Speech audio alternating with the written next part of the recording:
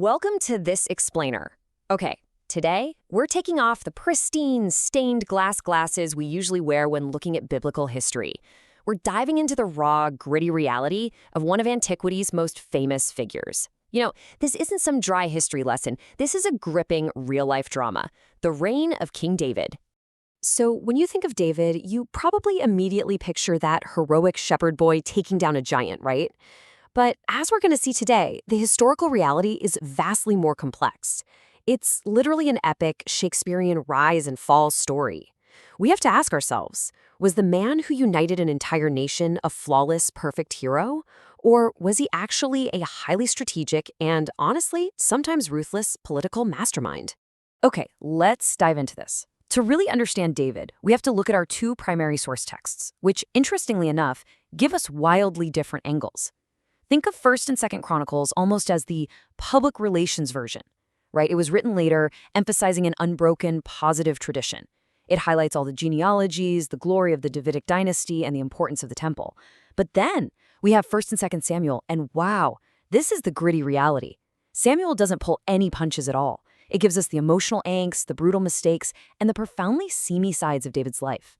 It's basically the unvarnished exposé. To appreciate David's rise, you really have to look at the before picture. The previous king, Saul, is dead. The kingdom is just in absolute shambles. People have fled, the Philistines have invaded, and the nation is completely fractured. At this exact moment, David is incredibly isolated. He's only recognized as a leader by his own single southern tribe of Judah, operating out of a city called Hebron, while the rest of the world practically burns around him. What unfolds next is essentially an ancient, tense spy thriller. Seriously, you've got two massive factions vying for absolute control. On one side, there's the remnants of the House of Saul. They prop up Saul's surviving son, Ishbosheth, who's essentially just a puppet king, backed by Saul's former general, Abner. On the other side, you have the House of David. David has his own general, Joab, who is incredibly effective but utterly ruthless. Throw in a network of spies and counselors like Ahithophel and Hushai, and you're looking at some seriously high-stakes games of intelligence and counterintelligence. And this political posturing quickly escalated into visceral, bloody civil war. The archaeological remains of the pool at Gibeon paint a pretty grim picture. The texts describe a terrifying standoff here where forces from Saul's camp and David's camp met on opposite sides of this very pool. They actually decided to let 12 men from each side fight it out. The result? A gruesome massacre where the soldiers literally grabbed each other by the head and stabbed each other, all falling dead right at this site. And the violence definitely wasn't contained just to the battlefield.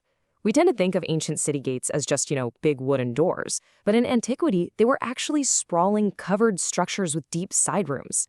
They were the absolute epicenters of judicial and political activity. Well, David's ruthless general, Joab, used this exact architecture to his advantage. Pretending to have a peaceful political parley, Joab pulled his rival general, Abner, aside into one of those quiet side rooms and assassinated him in cold blood. Now, despite the chaos and the bloodshed caused by his subordinates, David manages to hold his ground and slowly absorb the rival factions. He actually refuses to gloat over the deaths of his enemies, which is a really key trait of his. But David now faces a massive problem, and it's one that modern leaders still struggle with today. How do you take a bitterly fractured tribal nation and turn it into a single unified entity? Well, it requires the mind of a master tactician. For 7.5 years, David ruled just the tribe of Judah from Hebron. But to unite the country, he realizes he has to move. So he sets his sights on an independent, non-Israelite enclave called Jebus, which he captures and renames Jerusalem. Now, I want you to think like a military and political strategist for a second. Why move the capital from your own fiercely loyal hometown of Hebron all the way up to Jerusalem? The absolute political brilliance of this move literally cannot be overstated. By leaving Hebron, David is stepping out of his own tribe's comfort zone, which proves to everyone he wants to be king of all the people, not just Judah. But even smarter, Jerusalem sits right on the border of Benjamin, which, remember, was the tribe of the former king, Saul. By planting his new capital right on their doorstep, he's extending a massive olive branch to his former enemies. It's essentially the ancient equivalent of carving out Washington, D.C., a neutral territory that belongs to everyone, perfectly designed to tie the North and South together. So, with political unification achieved and the Philistine threat pushed back, David shifts his strategy to a whole new phase. He realizes that a unified nation also desperately needs a unified faith. At this time, Israel's religious life was completely fragmented. The tabernacle was in one place, and the Ark of the Covenant, the absolute ultimate symbol of God's presence, had just been sitting in a random town for decades. David decides it's time to bring the Ark to his new capital, Jerusalem. But as you might guess, this religious consolidation does not go smoothly. Not at all. In their first attempt, David and his men put the Ark on a brand new cart. They're partying, acting totally spontaneously, but they completely ignored the ancient laws that stated the Ark had to be carried on poles by specific people. The cart stumbles, a man named Uzzah touches the Ark to steady it, and he is struck dead. It's a harsh, harsh lesson that you don't trample on the holiness of God. So the second attempt is entirely different. They carry it properly. Every 6 steps, they literally stop to offer heavy sacrifices. The whole tone shifts from a spontaneous, careless party to deep, reverent worship. And this brilliantly illustrates something totally unique about David's leadership. During this successful second attempt to move the Ark, the text notes that David is dancing with all his might, and he's wearing a linen ephod. Now, an ephod is a garment specifically reserved for the priests. David is a king from the tribe of Judah. He's not a priest from the tribe of Levi. Yet here he is wearing priestly garments and offering sacrifices. He is dramatically drawing together both ultimate political authority and ultimate religious authority into one single unified figure. Now, with the Ark finally in Jerusalem, David dreams of building a magnificent permanent temple. But the reality is stark. God tells David, no. Why? Well, because despite his incredible leadership, David has massive amounts of blood on his hands. We see earlier in the text that David was a pretty brutal man of war. He executed enemies like the Moabites and even handed over descendants of Saul to be killed by the Gibeonites. God tells him that his son, Solomon, who would be a man of peace, will build the temple instead.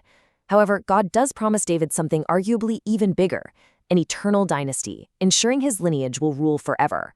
Which brings us to the absolute height of David's power. His kingdom is united, his enemies are subdued, and he has this incredible eternal promise from God.